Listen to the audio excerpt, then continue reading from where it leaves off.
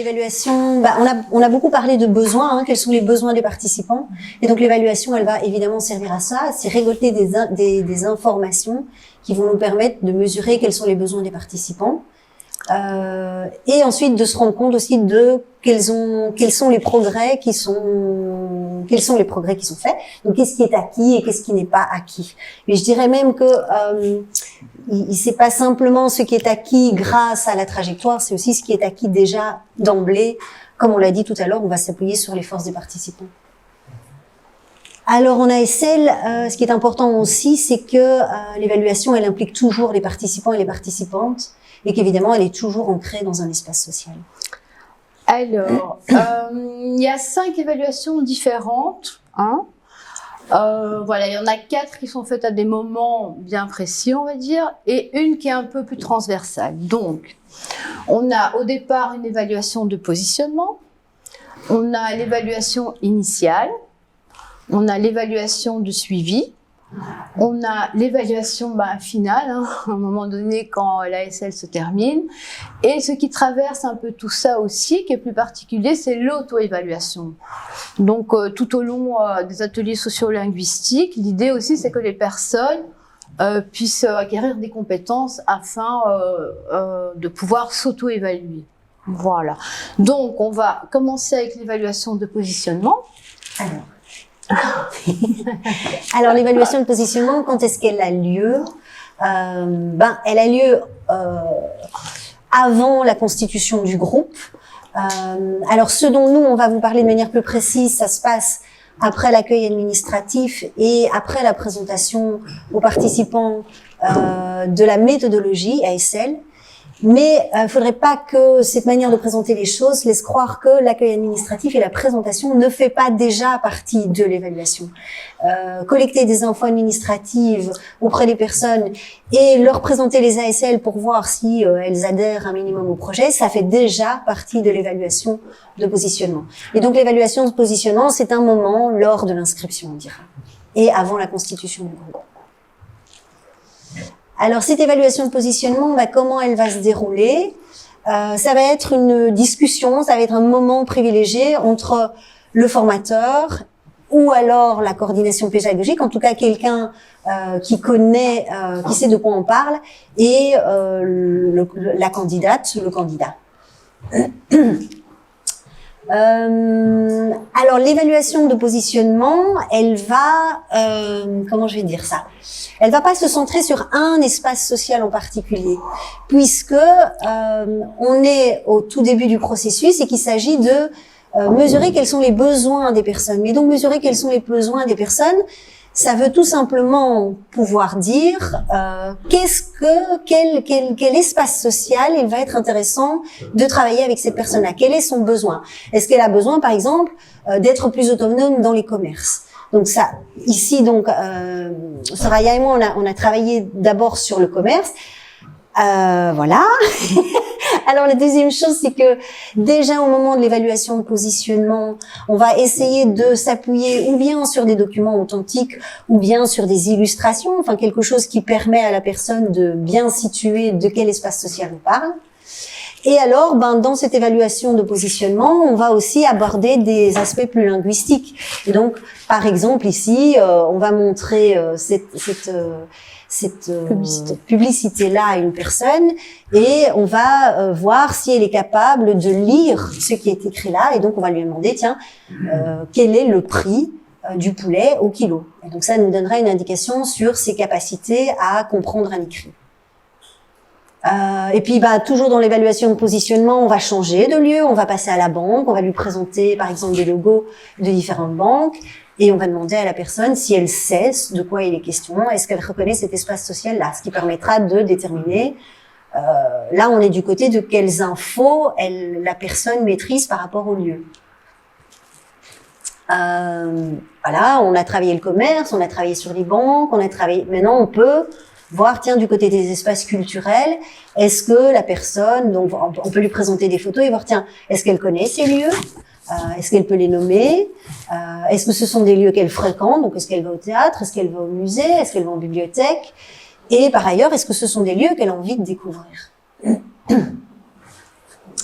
Et voilà, un quatrième espace social, ça pourrait être alors vous allez me dire évidemment que le logement n'est pas un espace social, mais par contre la thématique du logement va demander de s'intéresser à différents espaces sociaux et à différents intervenants autour de la question du logement. Et donc là, par exemple, on peut, lors de l'entretien de positionnement, on peut présenter un contrat de bail avec une personne, et là, il s'agira de vérifier, tiens, est-ce que cette personne sait de quoi il est question? Donc là, on est plutôt dans la connaissance repérer, identifier un document. Et puis, on ira voir un petit peu plus loin. Est-ce qu'elle peut, dans ce document, repérer quel est le montant du loyer, quelle est la durée de la location? Et donc là, on est toujours dans des compétences d'écriture, de compréhension de l'écrit. Et voilà, ce premier entretien, il va durer entre 30 et 45 minutes. Ah, ouais. Alors, tu continues pas? Ouais, non, j'y vais. Vas-y.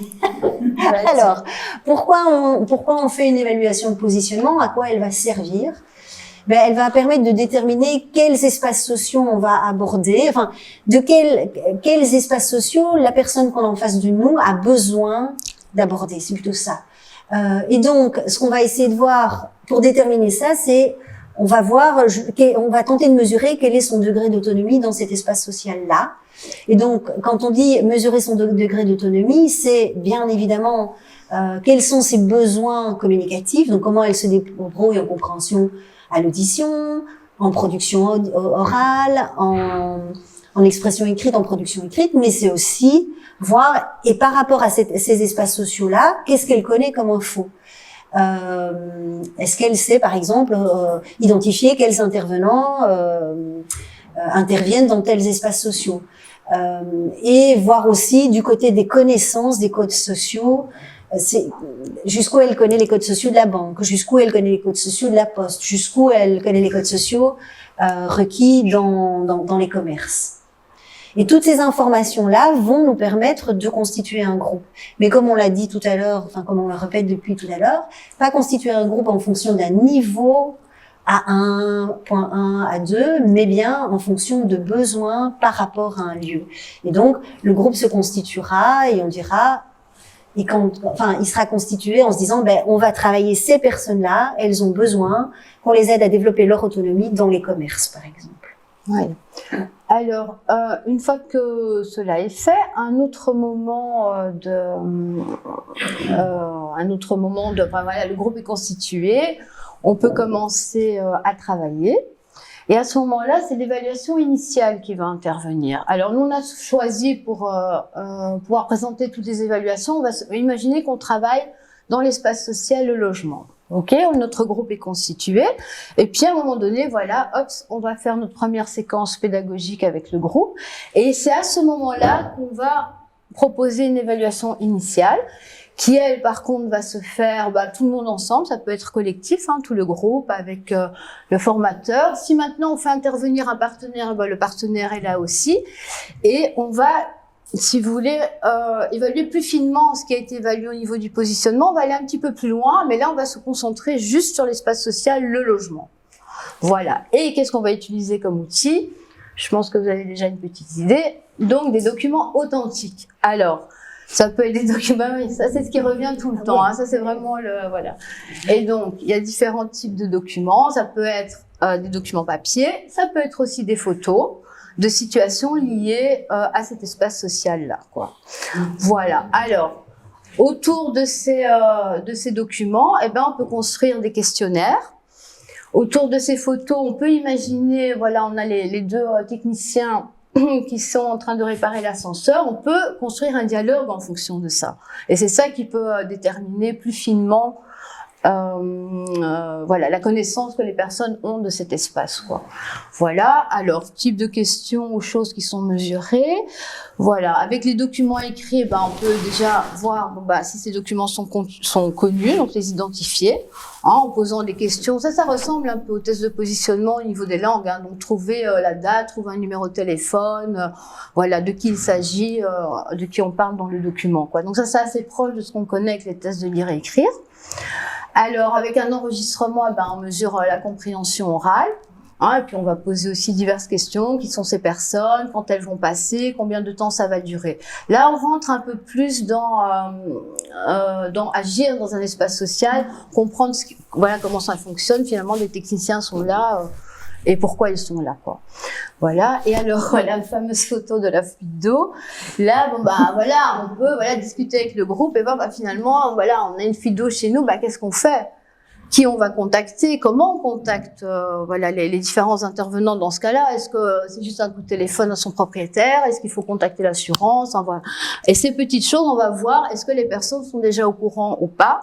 Et ça va permettre de construire à la suite les séquences pédagogiques en fonction des objectifs qui manqueraient pour que les personnes soient autonomes et qu'on puisse progresser, quoi. Donc la phase découverte, l'exploration et puis l'acquisition, si c'est bien ça, si je me trompe pas. Voilà. L'appropriation, ouais, voilà. Voilà. Alors combien de temps ça dure? Ça c'est variable en fonction de la taille du groupe. Généralement, on nous disait jusqu'à une première séance en fait. Voilà, une première rencontre avec les gens. Alors, et donc, ça j'ai déjà un petit peu dit, mais voilà, pourquoi on le fait? On le fait pour aller plus finement dans l'identification des besoins, et les acquis qu'ont les personnes dans un espace social là qui est déterminé. Ici, dans ce cas-là, c'était le logement. Donc, quelle compréhension les personnes ont des infos en lien avec cet espace social? Quel usage ils font des différents supports écrits? Quel acte de parole ils vont poser dans les différents contextes où ils devront communiquer avec les intervenants. Est-ce qu'ils connaissent les intervenants autour de cet espace social et toujours les codes sociaux pour pouvoir agir de manière autonome et correcte par rapport au monde dans lequel et la société dans laquelle les personnes vivent, quoi. Voilà, ça c'est pour l'évaluation initiale. Alors, on va passer à la troisième, l'évaluation de suivi. Allez, on reprend un peu, on a la même trame, quand, comment et pourquoi. Voilà. Voilà. Alors l'évaluation de suivi, on reste toujours dans la SL logement. Et donc l'évaluation de suivi, elle va avoir lieu tout au long du processus. En fait, le formateur a mis en place plusieurs séquences pédagogiques et à la suite ou durant chaque séquence pédagogique, il vérifie d'une manière ou d'une autre. Et il aide les personnes à vérifier d'une manière ou d'une autre si ce qu'on a voulu développer, ce qu'on a voulu travailler avec elles, jusqu'à quel point elles l'ont acquis. Alors c'est, comme on le disait tout à l'heure, c'est à la fois qu'est-ce qu'elles ont acquis et qu'est-ce qu'il resterait encore à travailler pour pouvoir adapter la séquence pédagogique suivante aux besoins du groupe avec lequel on travaille. Voilà. Et alors, je vais juste une petite précision. C'est vrai qu'on n'en a pas encore parlé, mais ça peut peut-être venir après. C'est que ces différentes séquences sont construites de manière spiralaire, donc comme ce qu'on connaît en actionnel. Donc, ce qui permet, voilà, si les personnes sont absentes ou quoi, on revient, on fait pas tout en un bloc. Donc, il y avait ce découpage d'activités de 10, 15, 20 minutes, le lendemain, on revient, ou quelque temps après, on revient sur certaines choses. Ils travaillent aussi beaucoup tout ce qui est méta. Donc, ils vont faire, à la fin d'une séquence, on voit tous ensemble, bien finalement, qu'est-ce qu'on a vu aujourd'hui? Un petit peu, voilà, pour pouvoir revenir, faire un retour sur ce qui a été fait. La fois d'après, pareil, voilà, est-ce que quelqu'un peut un petit peu faire un résumé de ce qui a été vu la fois d'avant? Et donc, ça permet, voilà, de revenir et de reconstruire de manière spiralaire, voilà. Voilà, je t'en prie. Et donc, à la suite, voilà. Alors, comment elle va se dérouler cette évaluation de suivi? Le but, c'est bien, en définitive, que la personne se rende dans le lieu sur lequel on est en train de travailler et s'y débrouille seule. Donc, l'évaluation de suivi, on va être dans une mise en situation. Donc, par exemple, ici, puisqu'on est dans un ASL logement, ça pourrait être une mise en situation dans une AIS. On envoie un binôme, une personne dans une AIS, en lui confiant une mission qui pourrait être d'expliquer à la personne de contact quel type de logement elle recherche, On lui annonce qu'elle sera filmée. On leur annonce qu'ils seront filmés. Et à la suite de cette mise en situation, les personnes reviennent au centre de formation. On regarde, on revisionne ce qui a été filmé et voilà, on retravaille ça ensemble, on voit ce qui a été fait, comment ça a été fait, avec quelle facilité, avec quelle difficulté, qu'est-ce qu'il resterait à faire. Et ici aussi, c'est un moment où le partenaire peut être présent pour lui donner son point de vue sur la manière dont les choses se sont déroulées et ce qu'il manquerait, qu'est-ce qui ne se fait pas ou qu'est-ce qui se fait, qu'est-ce qui est attendu dans le cadre de cet entretien. Alors là, on a mis évidemment le feedback, mais ça veut dire qu'avant d'envoyer les personnes en situation, il y a eu tout un travail de préparation avant et sans doute on aura fait des simulations avant dans le centre de formation. Mais en AIS, on va jamais rester au stade de la simulation dans le centre de formation. Il y aura un moment ou un autre où on va se rendre sur place, on va être confronté aux intervenants réels et ensuite on retravaillera tout ça ensemble. Voilà, et on peut imaginer effectivement que là, par exemple, le partenaire, à un moment donné des séquences autour de logement, c'est quelqu'un qui travaille au sein des AIS et que tout ça, évidemment, a été travaillé avant, hein, la connaissance de l'AIS, et bon, c'est construit, quoi. Hein, voilà. Et donc, une petite synthèse du pourquoi. Et donc, à nouveau, pourquoi est-ce qu'on fait des évaluations suivies? C'est pour vérifier à ce stade-là du travail quels sont les progrès des personnes et quels sont les besoins qui restent. Et donc, en fonction des besoins qui restent, on va réajuster la proposition pédagogique en disant toujours que, en situation réelle, à la fin de l'AIS, les personnes soient devenues autonomes dans cet espace-là.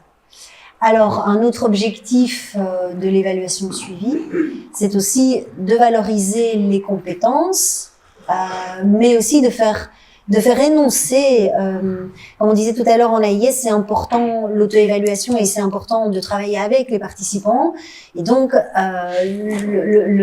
dans l'évaluation de suivi, on va faire en sorte que le formateur va se débrouiller, va mettre en place des choses pour que les personnes elles-mêmes puissent nommer et conscientiser, voilà, avant ça je savais le faire, maintenant je savais pas, je sais le faire, voilà ce que j'ai appris, voilà ce dont je suis capable, et voilà où sont encore mes fragilités.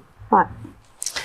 Alors, une quatrième évaluation, à la toute fin, hein, comme son nom l'indique, l'évaluation finale. Hein. Donc, on peut imaginer une dernière séquence péda. Bon, là, on a fait 1, 2, 3, mais il y en a peut-être plus. Voilà, c'est peut-être quelque chose. Le logement peut être travaillé peut-être tout au long de l'année, hein, c'est peut-être très long, hein, comme ASL, je ne sais pas. Mais bon, à la dernière séquence, là on fait une évaluation finale, quoi. Alors, comment fonctionne cette évaluation finale? Plusieurs choses sont possibles. Hein. Elles peuvent se faire de nouveau de manière collective avec tout le monde ensemble. Hein. Voilà, les participants, les partenaires qui sont entrés dans la constitution des ateliers.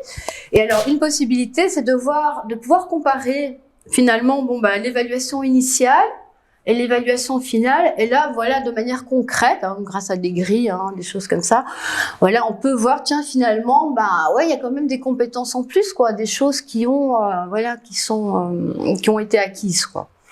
Voilà. Alors, évidemment, l'évaluation finale va quand même dépendre de la situation réelle, de comment la personne s'est débrouillée en situation réelle. Là, on sort du cadre construit pédagogique, quoi. Il faut que ça se passe vraiment dans la vie, quoi, dans la ville et dans l'espace social dans lequel on est, quoi. Voilà. Et donc, un autre comment, c'est de travailler. Là, on peut travailler en individuel aussi, hein, à un moment donné. Donc, on a fait cette phase collective, et puis on peut avoir un entretien individuel avec soit le participant, mais aussi après le formateur avec le partenaire. Tiens, finalement, on se fait un feedback. Comment s'est passé ce partenariat? Ce partenariat-là, si ça a été, voilà, qu'est-ce qui aurait été bien de réajuster pour une prochaine fois, voilà, les points positifs et négatifs. Et ça, c'est grâce, je sais pas si vous voyez, je sais pas si on voit les critères sur, ouais. Voilà. Donc, on a construit un peu une grille, hein, par rapport à l'espace social des AIS. Et donc, voilà, il y a différents critères, différents objectifs, et voilà, et on peut cocher au fur et à mesure. En fait, ce dont je m'aperçois, c'est qu'on n'a pas peut-être, enfin ça paraît évident, mais on n'a pas dit Soraya et moi qu'en fait tous ces critères-là, en fait, ça correspond à la roue de compétences ASL. Et donc par exemple trouver une adresse AIS sur internet, ben ça c'est l'axe travailler, développer les compétences. Je sais plus comment elles sont nommées, mais c'est l'axe internet. Mais peut s'y rendre seul, c'est l'axe se déplacer seul pour pouvoir agir dans un espace social. Prendre un rendez-vous par téléphone, noter ce rendez-vous dans son agenda, on est dans l'axe. Je sais plus comment il est nommé, mais cet axe fait des questions de s'organiser dans son temps de vie personnelle pour pouvoir se rendre disponible. Remplir le formulaire d'inscription, on est sur communiquer à l'écrit. Expliquer le type de logement dont on a besoin, on est sur les compétences communiquer à l'oral. Utiliser le vouvoiement, on est sur la compétence codes sociaux, quoi. Utiliser les codes sociaux qui sont en vigueur dans cet espace social-là. Donc voilà, l'évaluation. À chaque stade de l'évaluation, on veille toujours à travailler les compétences qui sont visées par la roue des ASL. Ouais. Voilà. Et donc, à quoi sert donc l'évaluation finale? Et donc, on vérifie toujours l'évolution du rôle social de la personne, donc de son autonomie dans l'espace défini. Elle permet de se rendre compte des résultats, aussi bien pour les participants, mais aussi bien pour le formateur et le partenaire qui a travaillé sur cet atelier. Et elle permet aussi de voir avec la personne, finalement, quelle suite est-ce que, on peut revenir à une évaluation de positionnement, voir si un autre espace social est constitué un autre groupe. Voilà, si la personne a besoin de travailler d'autres objectifs pour se réautonomiser dans un autre espace social, ou si elle a un projet, après ça, peut-être qu'elle a un projet d'un autre type de formation, quoi. Donc, voilà le rôle de l'évaluation finale. Et à travers toutes ces évaluations, il y a une cinquième qui apparaît, qui est l'auto-évaluation. Elle est un petit peu transversale dans le temps, plutôt. Voilà. Et donc, l'auto-évaluation, c'est comment les participants se rendent compte finalement de leur progrès, comment ils vont pouvoir l'exprimer, et finalement, qu'est-ce que chacun va pouvoir réutiliser en situation réelle, le transfert en fait. Parce qu'on se rend quand même compte, nous en tout cas, moi, dans les cours, le transfert est quand même quelque chose de très compliqué, quoi. Quand on travaille simplement, c'est pas simplement, mais quand on est habitué ici à Bruxelles, on travaille surtout des cours de langue, d'alphabétisation, de français. Parfois, c'est décontextualisé. Et après, c'est vrai que c'est compliqué pour les personnes de transférer ça à l'extérieur, surtout si elle n'évolue pas, surtout si le français n'est pas présent, on va dire, en dehors du groupe classe, quoi. Donc voilà. Et du coup, je trouve que les ASL permettent quand même ça. Voilà, de pouvoir un petit peu plus, bien plus contextualiser et à un moment donné de créer une situation réelle où ce français va sortir de la classe, quoi. Parce que finalement, c'est ça, quoi, l'objectif, juste de parler français en classe. Enfin, voilà. Et donc je te passe la parole pour la suite. Comment ça fonctionne? Voilà, c'est ça. Comment les participants vont pouvoir porter sur leur travail, mais sur leurs compétences un regard. Alors la première manière de faire, c'est qu'ils vont comparer leur propre production, soit orale, soit écrite. Là, on voit les listes et puis on reviendra un petit peu dessus. Ouais. Deuxième possibilité, c'est on va les mettre en situation de raconter comment ils ont fait pour. Troisième possibilité, on va les pousser à analyser comment ils ont fait pour. Quatrième possibilité, c'est tout simplement se mettre en situation et voir si on y arrive ou pas. Et dernière possibilité, c'est en les aidant à aller exploiter leurs acquis dans une nouvelle situation, dans un nouveau contexte. Il n'y en a pas 6, hein? Non, il y en a 5. Il y en a 5. Tout va bien. Alors, donc, un exemple de comparaison. Là, on a pris une production écrite. Vous voyez, on voit? Ou pas? On voit quoi. Bon. On voit très bien. Voilà, par exemple, c'est un exemple de fiche d'inscription. Donc on peut imaginer en début, voilà, une fiche d'inscription qui est remplie et on travaille, voilà, au niveau de l'écrit, cette fiche d'inscription plusieurs fois tout au long d'un atelier, et on peut recomparer à un moment donné avec la suite. Bon, là, ce ne sont pas de vraies fiches parce que ce sont quand même des données privées, donc nous, on a construit ça. Hein. Enfin, sur place, on nous avait montré même 3 ou 4 fiches à différents moments du temps de présence de la personne dans un atelier. On voyait bien l'évolution. Mais bon, comme c'est des données privées, on peut pas prendre des vraies fiches d'apprenants, mais c'est pour avoir une idée, voilà, de finalement comment un écrit peut évoluer. Voilà. Alors, le deuxième, en racontant comment les personnes ont fait pour. Et donc là, on se disait, mais voilà, simplement, on travaille sur la bibliothèque, par exemple. Hein, l'espace social, c'est la bibliothèque. On a invité le groupe à se rendre à cette bibliothèque et donc ils se sont débrouillés seuls pour y aller. Mais évidemment qu'on a travaillé tout ça avant, hein, mais donc ils sont débrouillés seuls pour y aller. Et puis, de retour dans le centre de formation, mais simplement, ils racontent comment ils ont fait pour aller jusque-là. Donc ça, c'est une manière pour eux de se rendre compte de ce qu'ils ont, de ce dont ils ont été capables. Voilà. Alors le troisième, en analysant comment ils ont fait pour. Alors là, par exemple, on reste sur la bibliothèque. Hein, on a continué à essayer de construire cette auto-évaluation sur le lieu social de la bibliothèque, enfin l'espace social bibliothèque. Et alors, on peut imaginer donc à un moment donné, les personnes ont emprunté un bouquin, sont revenues avec un ticket, ou alors on a présenté un ticket de location de bouquins dans une bibliothèque, et on peut construire un questionnaire à partir de ça. Hein, là, il est voilà, assez simple, c'est plus une analyse de la compréhension écrite. Hein. Et donc analyser, ça veut dire que on va partir de QCM, on va partir du questionnaire, et donc les personnes vont remplir ces questionnaires et puis voir, ok, ça va, j'ai bien répondu à la question, j'ai pas répondu, donc qu'est-ce qui est encore à travailler? Oui, je sais me débrouiller quand je lis. Dans ce cas-là, ce serait oui, je sais me débrouiller, j'arrive à repérer les heures d'ouverture de la bibliothèque ou non. Là, je me trompe encore. Ouais. Donc voilà. Bah, je sais repérer la date. Enfin bon, voilà, je comprends les infos qui sont là sur ce document-là. Et où elles se trouvent. Mais alors après, c'est aussi là, on sort du ticket et c'est on voit si elles savent comment se rendre sur le lieu et voilà. En complétant le questionnaire, en fait, elles mesurent elles-mêmes ce dont elles sont capables ou pas. Voilà. Alors, un quatrième outil, c'est en se mettant réellement en situation. Alors, toujours avec la bibliothèque, à un moment donné, voilà, fallait peut-être prendre le métro pour aller à la bibliothèque ou un transport en commun. Une des choses qui va être travaillée, c'est l'utilisation de la borne. Parce qu'en France, on disait automate, enfin, ça restait automate, j'allais dire, l'utilisation d'un automate. Donc, l'utilisation de la borne, voilà, pour acheter un ticket, quoi.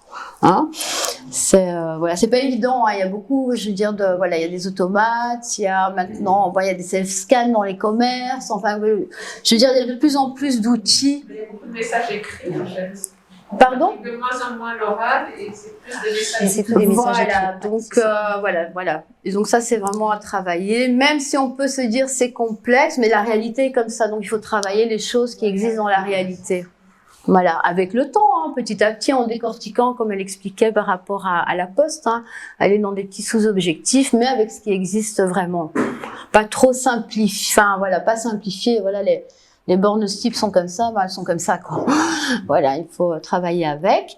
Et puis, une fois que la personne, par exemple, a acquis le fonctionnement, elle sait se servir d'une borne STIP, on peut, par exemple, lui proposer d'utiliser cette compétence-là, mais avec une autre borne. Ici, par exemple, un distributeur de billets.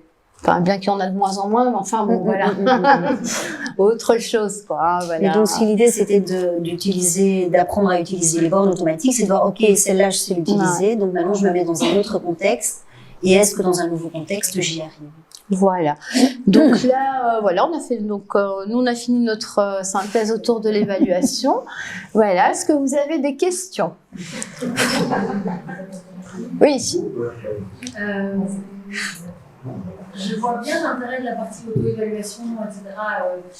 Je suis un peu plus perplexe sur l'évaluation finale, sachant que, a priori, la SL a répondu à des besoins sociaux qu'ils ont. et donc, en tout cas pour l'apprenant, il est déjà tout à fait conscient du fait que maintenant il sait mieux, ou il sait pas mieux malheureusement, faire voilà, ce dont il a Travailler avec un partenaire, eh ben, du coup, on peut aussi se faire une grille de critères et voir finalement ce qu'on a proposé ou le travail qu'on a eu en partenariat, en voir les points positifs, voilà, ce qui a été ou ce qui a amélioré. Ça, c'est en dehors des participants, enfin, c'est pas avec les participants, mais c'est vraiment le travail de partenariat. Et puis, il y avait aussi de voir la suite. Hein, après tout ça, finalement, la personne, bon, elle a peut-être, il y a un projet peut-être qui s'est construit.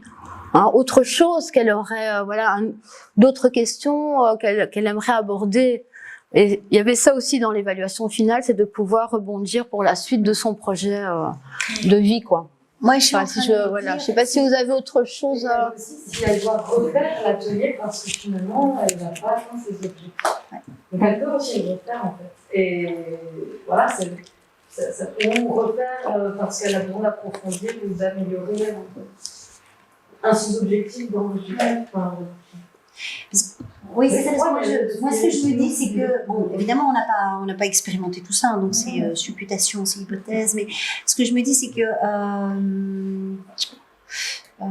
comme on le dit bien, on va constituer le groupe en fonction d'un espace et pas en fonction de compétences, par exemple, à l'oral, à l'écrit, de connaissances de codes sociaux et tout ça. Alors, ne fût-ce que par exemple le vouvoiement, peut-être qu'à la fin d'un premier ASL, la personne, elle est bien consciente qu'elle doit utiliser ce vouvoiement, mais que c'est toujours pas acquis pour elle. Ou peut-être que oui, en écriture, sur un contrat de bail, elle va reconnaître le contrat de bail, elle va le différencier de, je sais pas moi, l'avis de passage de quoi, qui est-ce qui passe à la maison, Sibel Gaz. Mais elle n'est pas encore en capacité de remplir ce type de document. Elle n'est pas encore en capacité de répondre à cette question et il va durer combien de temps cette location. Je signe un contrat pour combien de temps. Donc moi ce que je me dis c'est quand on revient en arrière là sur la grille critérée. La grille critérée. C'est plus loin, non? Ouais. Une évaluation finale, ouais, c'est en rose. Mais parce que là, tu es dans l'auto-évaluation. Ouais. Merci. Ouais, il faut revenir dans le rose. Oui, c'est ça. Mais donc, attends. Il faut remonter parce encore. Que toute cette partie en bleu, voilà. Ça a tout son sens. Parce que là, c'est un document qu'on présente en évaluation finale, mais ça fait partie de l'auto-évaluation. Donc, il y a le participant qui la complète, il y a le formateur qui la complète. Cette grille, elle a été complétée à une date, et puis elle est recomplétée à une autre date. Et donc, on voit, est-ce que c'est acquis? Est-ce que c'est encore l'acquisition? Est-ce que c'est pas encore acquis? Ou est-ce que c'est transférable? Donc, peut-être que la personne, elle va se rendre compte que pour l'AIS, effectivement, elle a trouvé, enfin, je sais pas moi, elle est parvenue à utiliser la borne de la STIP pour se rendre à l'AIS, mais qu'en fait, la nouvelle borne de la banque, ça, c'est pas encore acquis. Donc, moi, j'ai l'impression que c'est là où ça devient intéressant parce que, il y a ce moment où on s'arrête et la personne et nous, on voit comment on remplit cette grille et peut-être, j'imagine bien aussi que moi, je vais peut-être la remplir d'une certaine manière et la personne, elle va la remplir autrement et on peut discuter de ça. Tiens, pourquoi est-ce que moi, je considère que c'est pas acquis alors qu'elle, elle pense que c'est acquis? Et donc, voilà.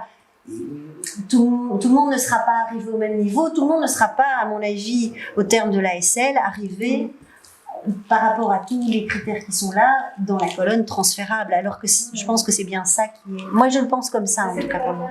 C'était co-rempli. Oui, en fait, oui.